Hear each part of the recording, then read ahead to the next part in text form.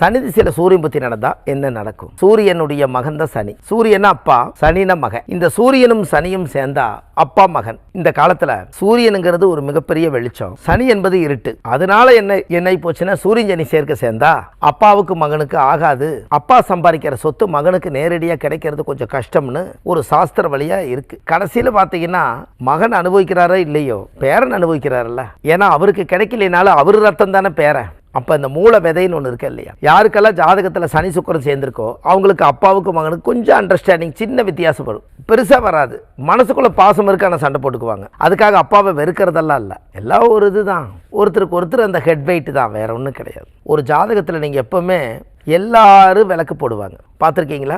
மண் விளக்கில் விளக்கு போடுவாங்க, பித்தாள விளக்கில் விளக்கு போடுவாங்க, வெள்ளி விளக்கில் விளக்கு போடுவாங்க, கொஞ்சம் வசதி படைச்சிருந்தா தங்கத்திலையும் கூட விளக்கு போடுவாங்க. ஆனால் பச்சரிசி மாவுலையும் கூட உருவம் பண்ணி விளக்கு போடுவாங்க. ஆனால் சனி திசையில் சூரியன் புத்தி யாராவதுக்கு ஒருத்தருக்கு நடந்துச்சுன்னா கல்லில் விளக்கு போடுங்க.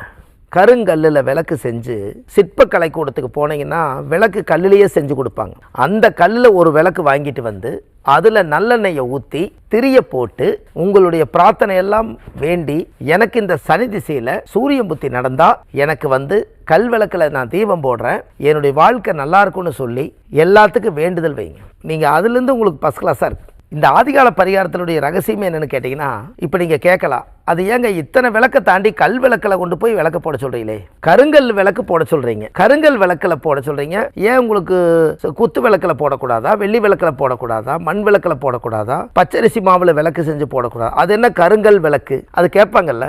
சனினா பாறை, சனினா கருங்கல், சூரியன்னா தீபம், நல்ல சனி. அப்ப சனினா கருங்கல், பாறையை உடைச்சு தானே கருங்கல்ல விளக்கு வைக்கிறாங்க. அப்ப கருங்கல்லில் விளக்கு வச்சா அப்ப சனி சம்பந்தப்பட்டிருதா?